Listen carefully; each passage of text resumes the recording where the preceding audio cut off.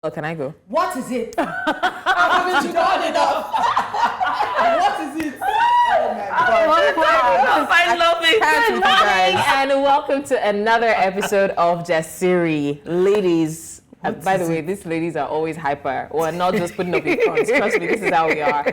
But I want to ask, are we on strike or not? Because me, I don't like this limbo. That I don't understand what we're doing. We're waiting to hear from Labour as the tripartite Committee on National Minimum Wage has submitted its reports to the SGF on Monday. Apparently, there will still be a formal presentation of the report to the President for appropriate action when the leadership of the organized labor as well as representatives of government and organized private sector who are presently in Geneva, Switzerland for the ongoing International Labour Organization. The thing is, it was catching in my head. But wait, how can you be at an international conference and you're still and hold the nation in limbo? In the midst, Nigeria. What's going on? What haven't they done enough? What is it? Haven't you done enough? No, but seriously, so they also say that there's going to be a formal presentation to the president. Oh God. It's almost like they want to cut ribbon on top of this report. Listen, I'm telling you, I say we are a vibe, a laughing stock. We are being talked about in pockets, in corridors, while people are having tea, coffee, and choice beverages. And what is happening in Nigeria? I hear Labour is actually going on strike. Oh my God. Have they submitted? Are they in Geneva with us? Don't they go say, there. those are the representatives from Nigeria. It must not be so serious if they're here to have afternoon tea with us. Okay, but what happens to their citizens? Are you a representative of the Nigerian citizen? Yes, we are of the Labour Party. We are fighting our government. I saw something on TikTok. The girl said the only time she says she's Nigerian is on TikTok. If they ask her where she's from, she stutters. Because they'll be like, did you hear what's happening in Nigeria? They're like, where? Anyways, let's move on from this shenanigans. Anyways, I came across a thought-provoking tweet that kind of resonated with me, and I'm sure with many of you as well. Do you ever randomly just think about someone from your past and think, I hope you're well? All these demonic things you guys use for icebreaker. Sorry, go ahead. No, for real. You were You saying? just think, I hope you're well wherever you are. There are too many people, I hope they're not well. It could be a childhood friend. I know for your exes it may not be the case, but it could be a childhood friend, a former colleague, your crush. You know, even your past love. I have someone like that actually. No, if you ask your past loves or crush this kind of question, what's the first thing that will come to your mind? Like, not today, Satan, not today. No, don't open that Or they want to reconnect. No, you don't have to ask them. You can just think to yourself, oh, I hope this person is fine. No, I don't want him to be fine. But I no longer think that way. No, I no longer think that way. There was a friend of mine that I looked for years. And I think one day, like maybe some years ago, she did reach out to me on social media. We didn't follow up, but I used to miss her because I felt she was my very good friend in primary school. Yomi Shekoni or something. I just used to wonder that what's she doing now? Where is she? You know, how did her life turn out? You know, it's funny because the one that happened to me was with a lady friend, right? I had issues with lady friends, and then after I left primary school, one day I was just thinking, I'm like, this person was not that bad. Why did I not even like her? And funny enough, like 2 years after we reconnected, and I'm like, oh, I see why I didn't like her. You were right the first time. But you know, sometimes it's good to just let sleeping dogs lie. There are some relationships you should never try to reconnect with because whatever made you rest it is probably still there. Yeah. So when I think about this, I don't go to relationships. There was a family when I was growing up in the US, the Hudsons, Joe and Margie. I will always remember them. They were absolutely amazing to my family, you know. So even when I went to have my daughter, they took guys in, they were Corridays. They were still good to you? What? They came to see me. They were like some of the first people who saw Corriday when I had her. And they gave gifts and her, it was just, and I now met their grandchildren. They're like, this is Dele's grandchild. I randomly think of that family because when we were relocating back to Nigeria, they paid all our air expenses for 6 people, luggage and everything. And so when I think about them, there were white people that I was like, I always send a prayer. So Lou is almost crying. No, they were amazing. The Hudsons, we love you. We love you. They'll never see what I need to put Maggie, we love you. It's Margie. Honestly, those are Margie? Margie. There's so many people that have been good to us in the past, you know, that you really should think about them good. No, but that spread something to the universe, like if someone is good to you and it touches you, like people who are good to you without strings attached, without attachments, it is so rare. And it's such a blessing. So I understand how Tolu gets emotional, and there's some people who are wired like that. It stems generations. My father went to school abroad, and it's a generation. They do reach out to you when, you know, sometimes we are bad at keeping in touch because our hustle here, they make it's our not eyes easier in red. Nigeria for us to be able to. I envy sometimes. I envy Tolu's friendships. I'll be like, are you not my friend? Do I not keep in touch with you? This one, God forged this. No, but there's some relationship I believe that God forges. Because there's some relationships for me. I like relationships that I don't have to over service. Like Tolu, no matter how far we are, Catherine and I didn't speak for years. Yes, so. But it did not affect our friendship. We just continue from any day we continue from we just but there's some friendships you guys that are not like you're that. not about to do this to me this morning. We continue from where we left off. Okay, let's move on. No, so this question actually came from Zena Balogun, and it has blown. It has gone international. And poor girl was just asking a question. It was. Do you ever randomly think about someone from your past and think, I hope you're well wherever you are? So there was one of the responses has even gotten on many blogs, Upworthy, and all these people have picked it. And she talked about a friend that she made when she was in primary school, and the girl would rarely talk to anybody in school. They would walk to school together quiet. And then for some reason, she had to relocate. And she said the girl's name, and she said, okay, she would love for the internet found her. They reconnected after more than 30-something years. And the girl said, thank you for always being kind to a quiet girl, to somebody who was different. This thread, if you want emotions this Tuesday morning, go and find Just a simple, I'm just not a Twitter person. What can I do? Can I drink from your cup? Twitter, no, I'm just there lost. But there's some pages on Instagram where they post such tweets. Yes, so I see that. Yes, I go to those ones. Yeah. How are you, my friend? There had to be a break, my friend. So sometimes it feel like say nobody sent you, and that's why I say for you. Sometimes they be like say nobody really sent you because you're trying to send yourself. You're trying to send yourself. Most times I'm very bad at like reaching out to people, but most times when I'm driving, I just try to like, you know, it's like watching my story as a movie all over again, and then I'm playing it from. So when I just remember, oh my God, this person did this for me, I just pick up my phone and I call, because that's the only time I would get. And I'm like, I thought of you. I remember when you did this, and he's like, oh, you still remember? I just wanted to say thank you. Because we always procrastinate in those moments. Someone say, let me reach where I'm going. I will do that, and then you never know because this life is quite fleeting. The moment you think of somebody, you reach out to them if they didn't do you bad. But if you have the grace that they did you bad and you want to reach out, if they did you bad and you want to, that's why I say if you have the grace. Yourself, it's not c'est pas donné à tout le monde. That thing is not everybody that has that grace to somebody. Je te jure. Non, c'est vrai. Je te jure. C'est vrai. I don't know what it does, but it is sweet. This is just guys, this is Jasiri, and we are just getting started. So you need to stay tuned. We will take a break because there's so much more after the break. I need to sip some tea. Jasiri will be right back. Welcome back. We're streaming live on our social media platforms. We are at News Central TV. You can also use the hashtag Jasiri to be part of the conversations. Now, on Monday, some interesting news broke out in Nigeria. I need to take a deep breath.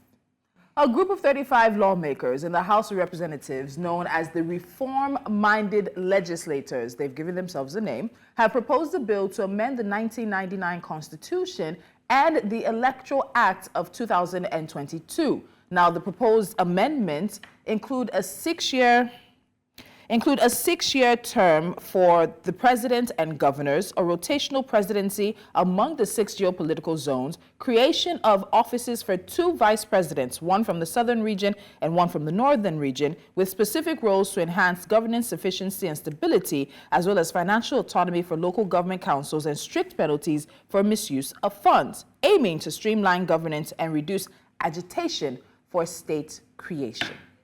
Ladies, there's something they have to say. Let's hear it. Nigeria sees geopolitical zones and provide for the rotation of the office of president, state governor, and local government chairman among the inherent regions and zones.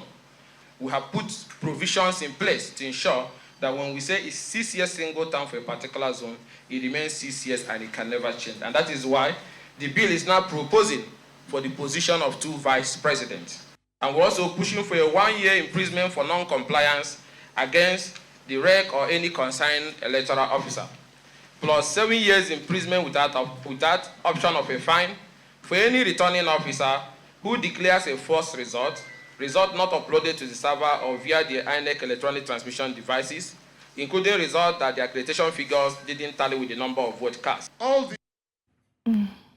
The only thing I agree with is strict penalty for misuse of funds. Every other thing, I'm just saying blah, blah, blah, blah, blah, blah. So I think, this comes up regularly. Like, I think almost every 4 years, almost every second term of somebody, we hear something around, let's reduce the tenure. This is not the first time. It's not new. It's not rocket science. It's not this.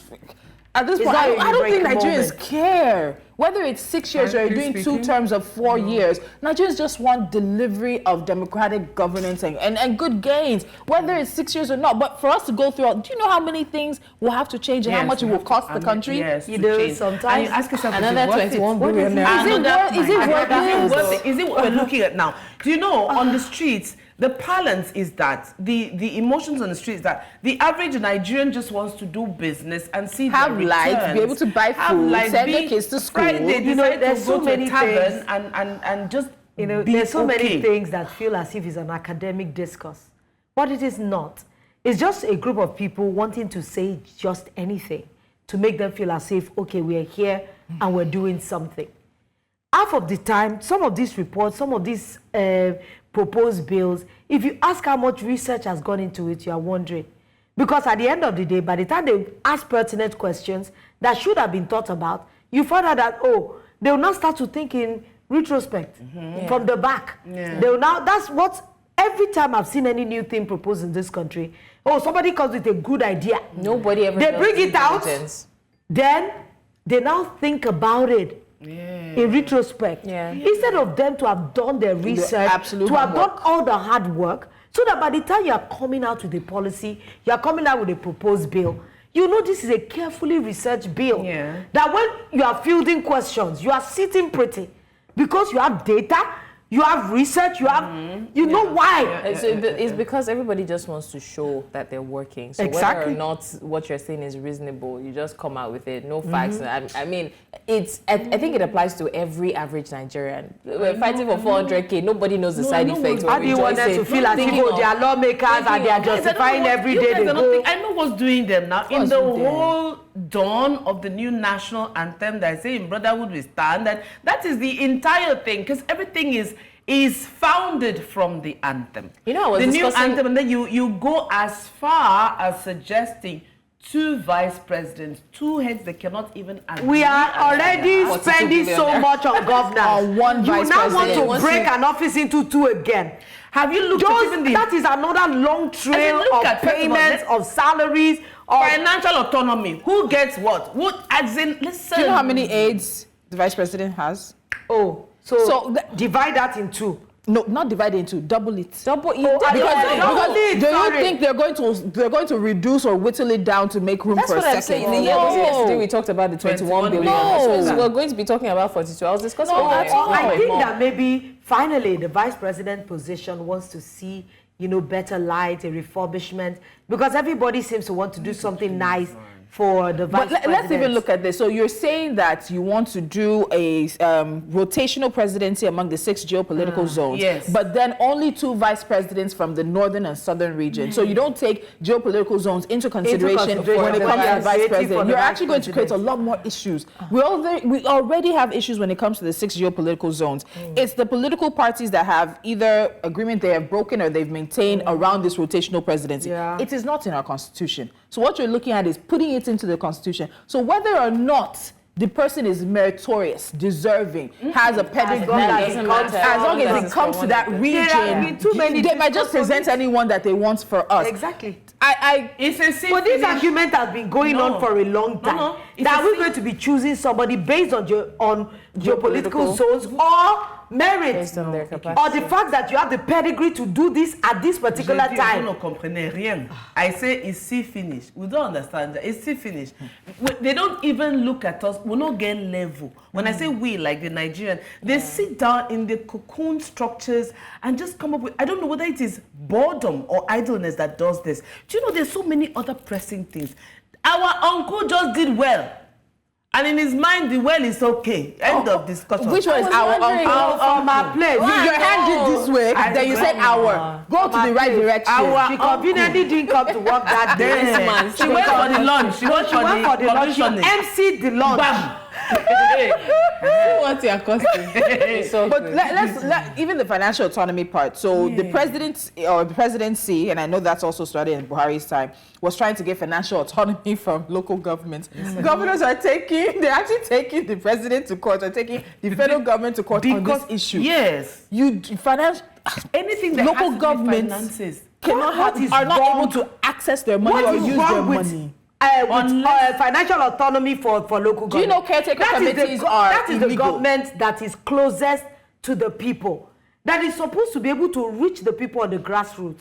But when you cannot even allow them access funds, there are so many things they can do on those, at that level. Is that true? The presidency might never be able to attend not to. Might, will, never. Never. And the funny thing is, most times I see these things and I laugh, because the truth is, we've seen things play out, right? Everything that happens now, every bill that is passed into law is what is on the president's bucket list, including the national anthem. So whether or not you are vigorously fighting for this, it's not going to happen. It's not on our Baba's bucket list. So next, please. Well, I think autonomy is on the table. I think it's it's still pro-autonomy. He's pro local government autonomy. Yes. But do we prefer, ladies, let me ask you this. Do we prefer National Assembly members who at least sponsor and stand behind some bill, rather than some who sit in the National Assembly and can do 4 years and never raise their hand and never sponsor a single bill, never even jointly sponsor a bill? We are always. Do we prefer that? I think we prefer people who actually put their monies where their mouths are, although that's kind of rare to find. But if you are assuming office, you understand, take responsibility.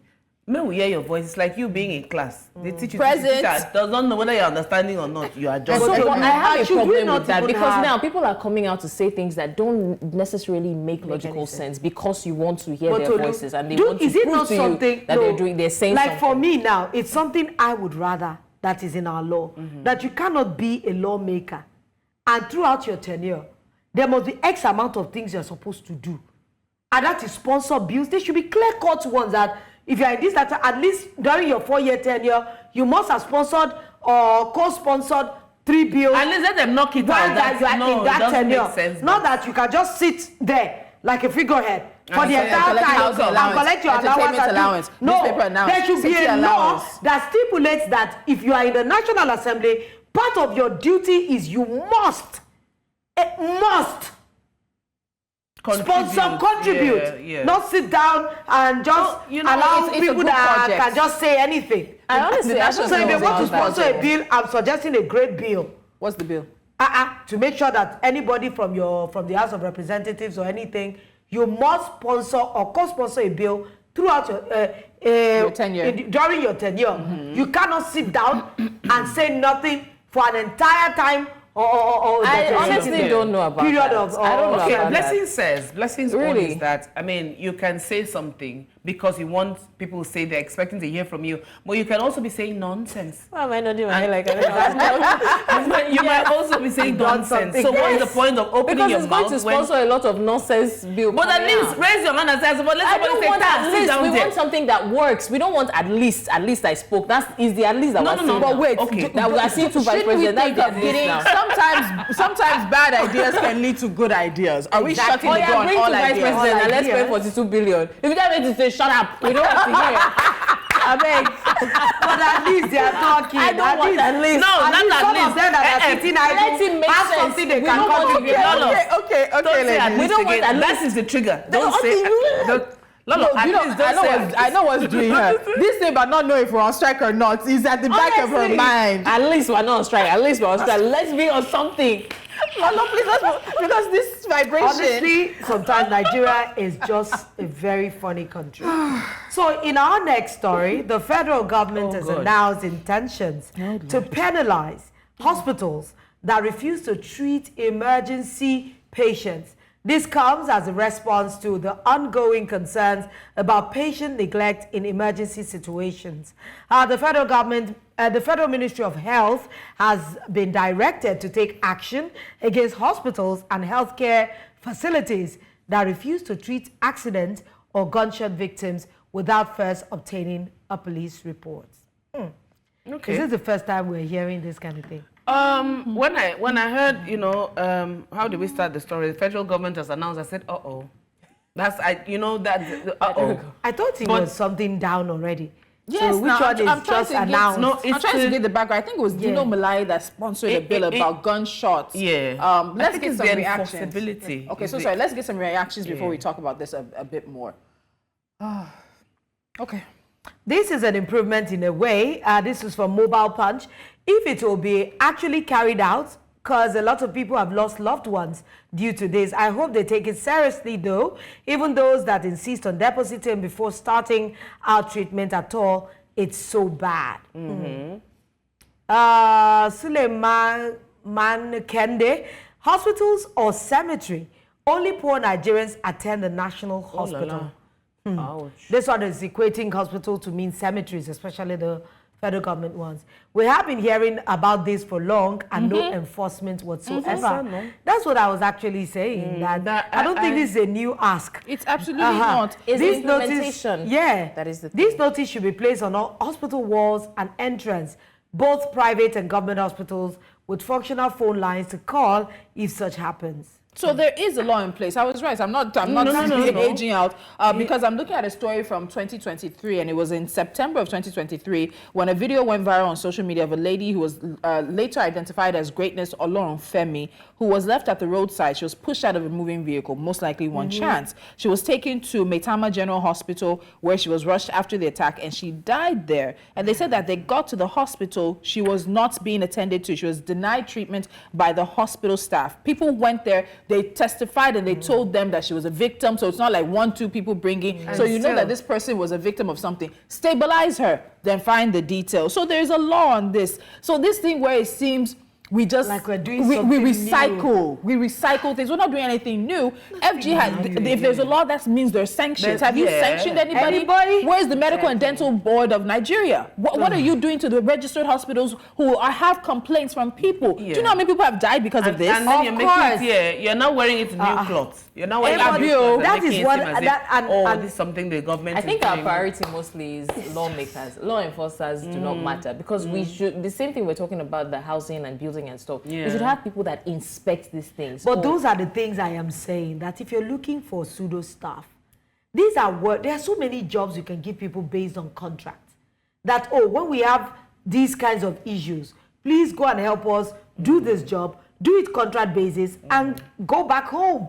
But now we want to talk about this law now as if it is something new on our table. It is not. There are so many laws that are in this country. Half of them is either people don't know or none of it has been enforced. So we are on the table every day discussing what ought not to be discussed. So I think it's also important we go back to, because hospitals talk about, even as much as we can castigate them, they also talk about getting in trouble with the police on this issue. So, and they talk about tracing it back to the Robbery and Firearms Special Provisions Act, Cap something 11, Laws of the Federation. And it said that it shall be the duty of any person, hospital or clinic that admits, treats or administers any drug to any person suspected of having bullet wounds to immediately report to the police. So it doesn't say don't treat. It says once you know that this person is coming from with a gunshot or bullet wound or a stab wound, treat and immediately report. One nurse can be treating while somebody else is reporting. Exactly. But what we've gotten is you do not treat and then you're reporting in some instances, or you chase them from your hospital to another hospital, which people die on the way. Yeah. I think also they look at it, hospitals look at it that if you keep treating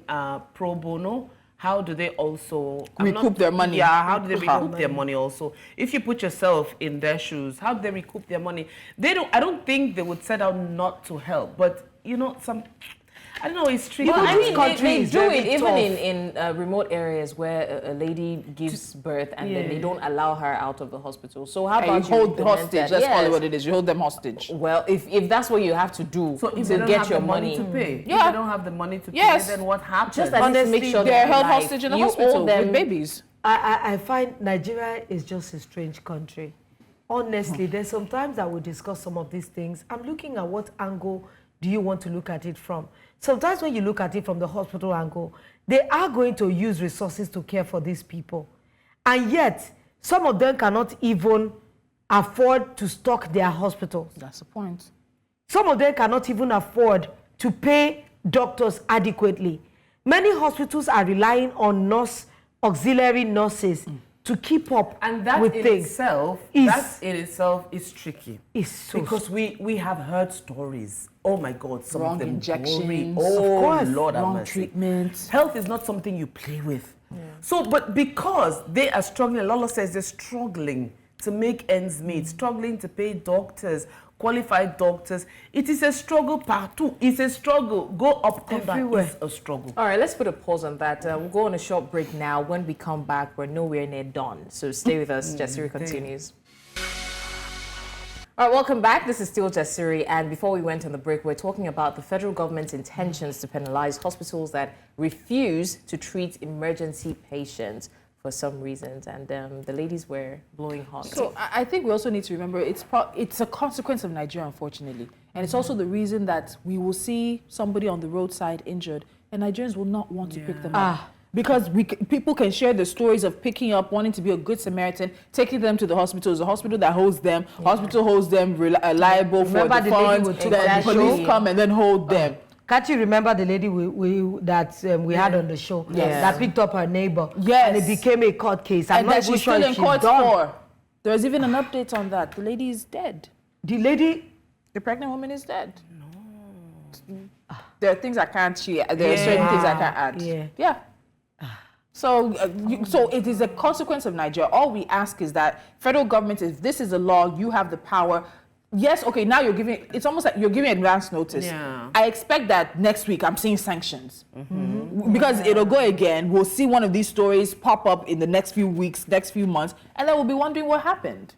Where are the sanctions? Let's see the sanctions in place. Let's see the fines in place. You've brought down the hammer, use the hammer. So you say, okay, let's come up with a communicate, whatever it is. Listen, these are the sanctions. If failure to comply attracts this and that. Dr. Hosseini was here. He said the census board has come up with fines. It's either you do 2 years in prison and you pay a fine. So it has to be clear. And then, like someone said, one of the reactions said, please put it in on the entrance of every hospital. Yeah. So we know that, okay, this is what is happening from now on. Enforceability, I remember when someone introduced the story. Lolo introduced the story and said, announces, and said, announces, okay. And the first thing that came to my mind was enforceability. This is all well and good when you say, okay, we are set out, our plan is to do this and restructure and make sure everyone is taken care of. But how are we willing to push the envelope in terms of enforcing this? Yeah, absolutely. We hardly have any new laws. The issue we have is implementation, enforcing these laws. So there's nothing new. Don't come and say there's an intention. They've put it down before. So how do you want to go about it? We're not faced by that anymore.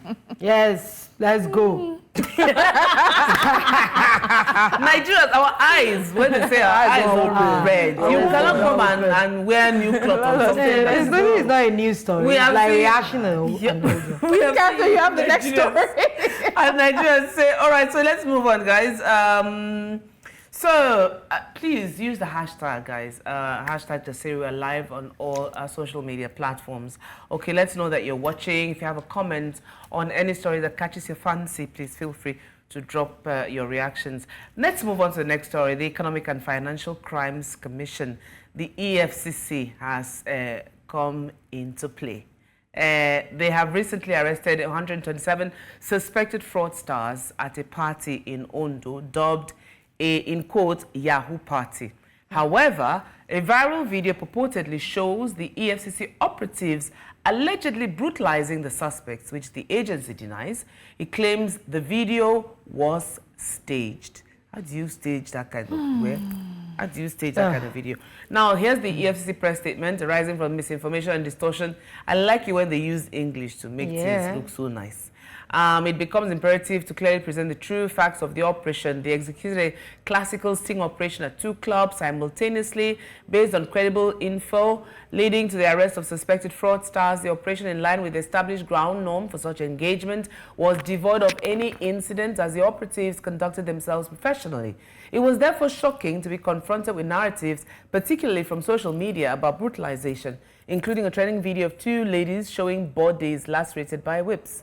Okay, so the commission says, oh, they want, the public to discountenance the video. It may be stage managed to achieve motives that are unclear, blah, blah, blah. So, and then they end up saying it's quite a long read.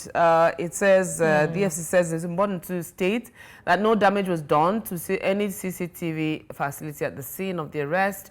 The device was removed by a staff of the club. Okay. So, and they say specifically one of the arrested suspects. Okay, so I get that. They should release the CCTV. I understand. How do you say a video was staged? If it were possible to see that video, I think we have the video. If it's possible to see. I hear we don't have the video. Yeah, if it were possible to see that, because but you know Nigerians are very. This is not the first time I'm hearing about the when you say stage managed, first thinking is, what are you trying to hide? Why do you quickly go to stage management? Those are the things I keep wondering. I've heard of people crying out loud that EFCC will break open their door at night and literally enter into their... There should be ways to do this thing. Even if operatives are to enter your house, they would ask you, we need to gain entrance into this place. This is your warrant of search. We need to search. We need to do this. We need to do that. But I found out that in Nigeria, everything is just done arbitrarily. It depends on how they are feeling at that time. So they can just... a colleague of mine said they entered his house. He was practically naked. He was in the middle of the night.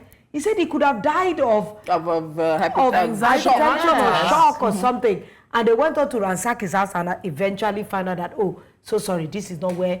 that one was, I don't know if you guys remember when this sort of situation was trending a lot in Lekki sometime last year. And then and some apology will say, oh, sorry, it's the wrong house. Exactly. They break into, in the middle of the feel night. Like that should be okay. Or they're jumping fence to try to enter a locked compound. And even if it is a party, that means that even at that party, there are so many innocent people that are not even aware of what is happening. So everybody should be treated with some sort of dignity. They don't, dignity is what I think is very far from them. I think it's abuse of power, because an abuse of authority. When you feel, because it's the EFCC, everybody stands, oh my God, it's the EFCC. So everybody's, first of all, you get nervous. First of all, you get anxious, first of all. So I think for that, it's just an overreach. You don't, and it's not the first time the EFCC, really, let's call it what it is.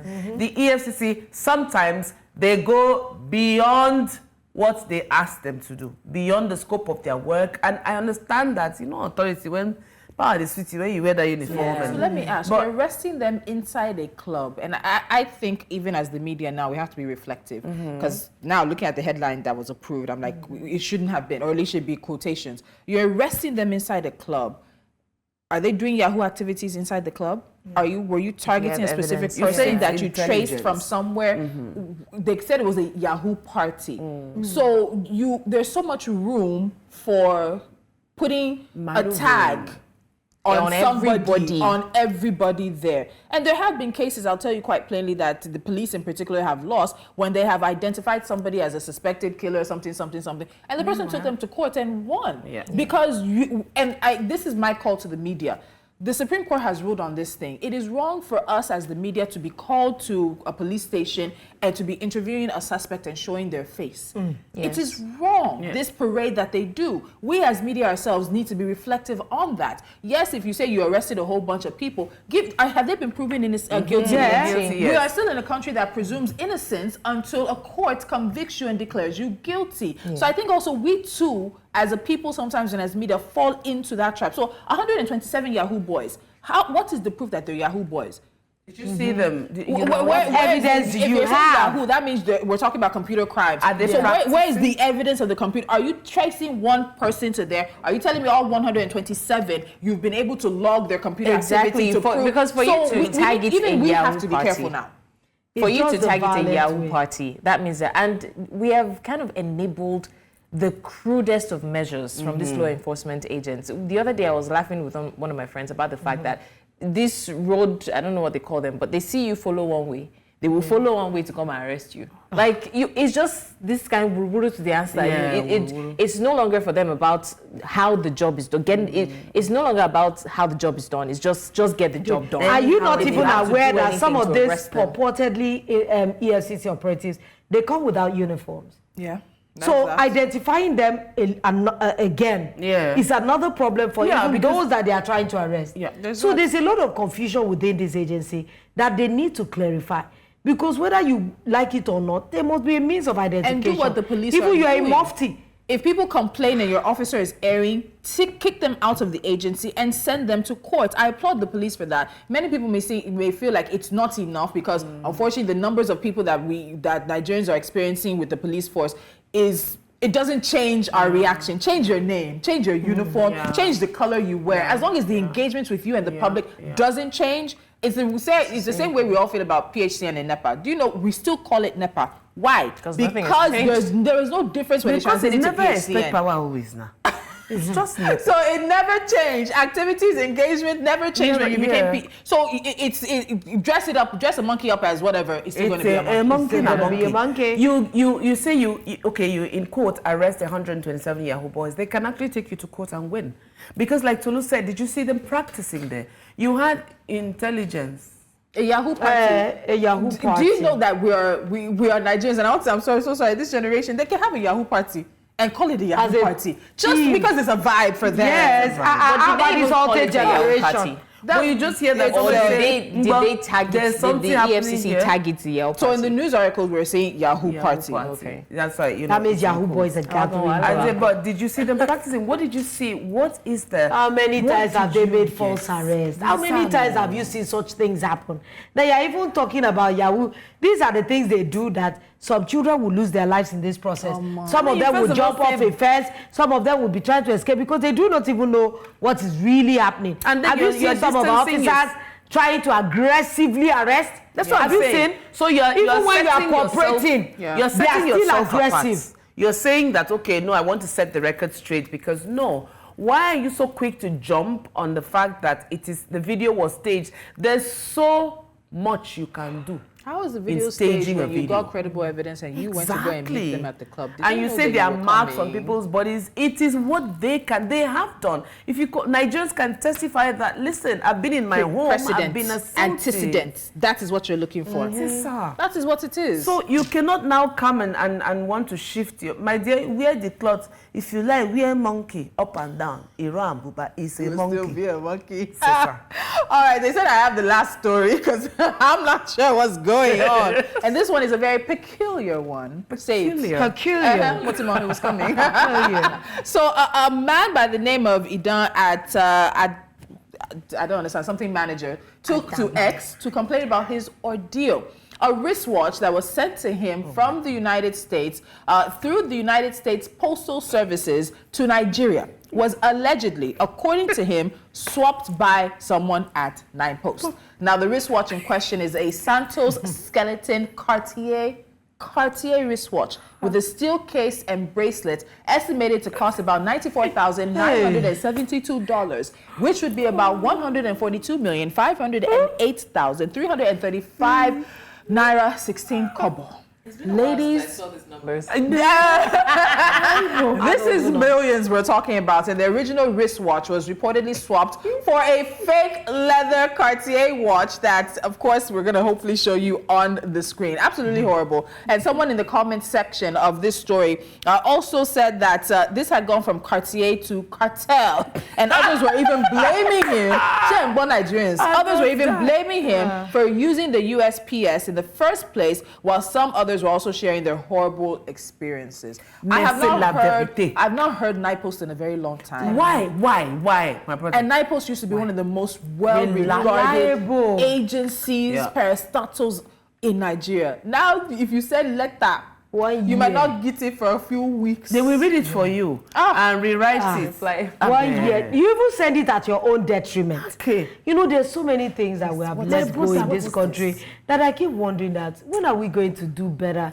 If we had NIPOS at the time and now we are forced to use private postal services, when a country can be making mega money from doing this same service as these private companies are ordering. Even me, I want to blame the guy. No, exactly. No, at all. That is blaming the victim. That's blaming the victim. No, I was going to ask you. How do you send such an expensive thing? This thing where this person do, man or woman, you go do it. Will you, with your church mind, allow you $94,000 gift? I'll send it through somebody. Exactly. You will too wait. Expensive. You will wait until I find somebody who I will hand it to personally. Who will hand and it depends on where you bought it from. So because there's a chain of people you can actually sue, from the people who brought it, who received it. Do you know there are so many rules to receiving packages that a lot of people do not know? Because whatever you send abroad, I have sent something from state to state many times, and they will verify. You can't even box it until you get there. Yeah, actually, because they need to see what's inside. You can also do insurance for the things you send. Because they can say that where did they get the counterfeit to swap it? You know, how was the counterfeit on hand? How was it all of a sudden a counterfeit was on hand to switch with your own? You have to know who sent it. You have to, from where you bought it. By who? So we have some reactions because this is a story that apparently has generated a lot of conversation online. Let's see what the reactions say, aside from the fact that they're blaming this man for his predicament. Wondrous says, there was a time when those who want to send shoes that will pass through the talons of NIPOS will separate the pairs and send separately, like 1 month interval, i.e. send different colors and designs of only left leg today, then wait 25 or 30 days interval before sending those of the right leg. Wow. Yeah. Is that how? Yes. They have a group or syndicates running the operation in NIPOS, and they are domiciled in Lagos. I sent a phone to my wife earlier this year. What my wife received shocked me to my bones. These thieves removed the phone and accessories and replaced them with canned sardines and medication. No. They didn't stop there. They retyped the way bill and replaced it with the nonsense they sent to my wife. I don't know what to do with our terrible behavior. Tomorrow we will say that someone is demarketing Nigeria when we don't help ourselves. If you cannot trust NIPOS, what does that tell you? A lot. So, but my problem is the fact that they keep getting away with it. Let me now read. LMAO. They did same to me with my camera. Nigeria is so crazy, man. Then somebody else says, 2016, 2017, working in Jigawa, I was buying things steadily from AliExpress, like some mildly expensive stuff. Never for once was any of my item missing.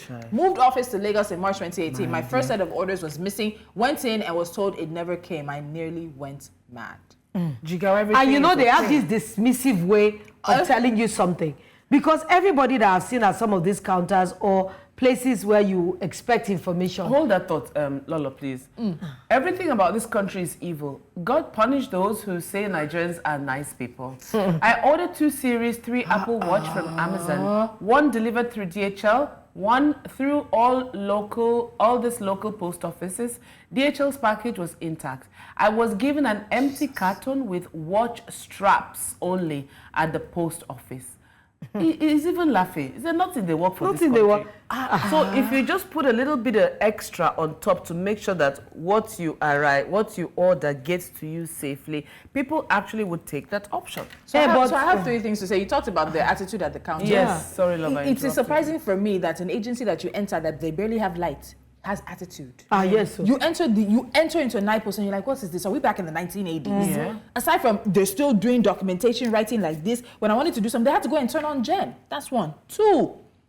Do you know how much money we're losing because of a lack of trust in night post? Yeah. When you're talking about revenue and agencies turning to revenue generation, this is a prime example of a revenue of an agency that if it was properly formatted and trusted could be making. There's no reason we have. People are choosing private international or private local firms to deliver packages when night post is supposed to be there. working. That's what we are even considered, what we're supposed to consider most credible. Because this has government backing. Do you understand? These are private individuals and firms that means people can do and they're not getting do. salary for stealing people's stuff. So my getting thing salary is, and not being held to remember account. all these people have these experiences. Marina. Does The this VI one. function? All of these I know people the one in have these Obalende. experiences, and then nothing has been done about it so far. Like they've gotten away with. People are actually laughing about the experience. Because what do you? And They gotten away cry. with it. They finish crying and nothing has changed. And that's why we are masters of adaptability. It is not working. What do? We just say, okay, I will just add a little bit more money on top, and pay the premium price just to make sure that my things get to me intact and on time, and just bypass night posts. So is this not what has happened with almost all the agencies? So we talked about hospital earlier. Federal hospitals, state hospitals, local government hospitals. People would not be going to so many private hospitals and putting their hands themselves in some of the situations we find ourselves in. Private one If our works. public ones work. Public hospitals should be where the majority of Nigerians, because of our economic situation, are able to go. But people will scrape together. We are the country in Africa that spends the most on food. Yes. Nigerians spend over 70% of what they bring home on food. After that is medical and transport. What are we saying? Honestly, there are so many agencies now. Before you know it, they'll say they have a DG for this agency. I feel like it. And they will tell you that there was a new working. person appointed sometime last year, I believe. I'm just waiting for a woman. I think that was the most controversy around her appointment. Honestly, these are times that I miss the late Dora Akunyili, because a woman was just appointed to an agency that a lot of us did not even know its name at a point. But she was so impactful that her name resonated with even the littlest of children, the youngest child. We knew who the DG of NAFDAC was. It was that good. So I'm not saying something out of turn. There are many, I do trivia every day on radio. Do you know sometimes the children don't even know the name of some of these prominent people that are supposed to be things that should be at the tip of our tongue because of their functionality. And now you look at Tolu touts NOA every day. I can't lie, I will still have to ask Google. NOA. Yes, I will still have to ask Google who the DG of the parastatal is. That people, there's no confidence, there's no trust. And, you know, if you don't leave an impact, if you're not doing your work effectively, how will people remember you? If children are not remembering you. Because stories are not being told. Stories are not being told about. That's what I'm doing. I think that boils back down to what we said earlier. We have a lot of figureheads in power, people that just sit down there, do nothing. And then that has birthed trust issue in the average Nigerian. Like, Nigerians will go out. That's why Lolo went outside the country. I was plugging phone. I've been plugging. What's you? Charge phone and iron. We have trust issues. Why would you have trust issues? In schools, if you can remember, when you taught about Nigerian history, I tried to think of it. All I remember was Mansa Musa, you know, Upper Volta. There was the history of Africa we're being taught, but the history of us. If it's not government that you learned Macpherson Constitution, and what's the other one called? I can't remember. Clifford Constitution, and Clifford. all of that in government and now civic, we wouldn't know. Hey, that's what we're saying. Our children are losing our history because there's nothing historical about our figures. There are some things we remember, nothing legendary. There is no reason why, even if you want to teach children about agencies in Nigeria, there has to be something prominent you're pushing forward. That, oh, this is the person that did this, and that is why we're remembering this person for this. But there is nothing, there's nothing monumental. There's nothing service-worthy. There's nothing rememberable. There's nothing memorable about their service to the country. So there's so many forgettable things about them. So when we're talking about the history of Nigeria, we'll still have to go as far back as Dora. Go back to talk about Dora Akuyili, the DG of NAFDAC. Do you know how many children even I want Margaret Ekpo. You know all those names that we hear that are named. We even remember Mary Slessor. Yeah. We remember Mary Slessor. But wait, let me quickly ask a question. But does that not also tell us we can never take away what Dora Akuyili did and her legacy? But that means she was one goldfish. That's what I'm saying. This issue of us being unable to have more people of standard, of excellence, rise to the top of agencies. And let me tell you, I've spoken to even people, Nigerians in the abroad, who come home to serve in agencies. They've been asked to come home. If they tell you what civil servants do to them to frustrate their attempts to restructure and revitalize, we're not ready. We're not ready. Being selfish. We're not ready. Nigerians are not ready to change. In fairness, we remember Anyway, this is very sad, honestly, that we would look at our governance and sometimes our agencies cannot be remembered for any good work. Anyway, that's all we can catch up on today. You can join us again for the next episode because we have exciting conversations, trending stories that we'll deal with every day on this table. But from today and from all of us, we have to say goodbye for now. Where are you going, my friend?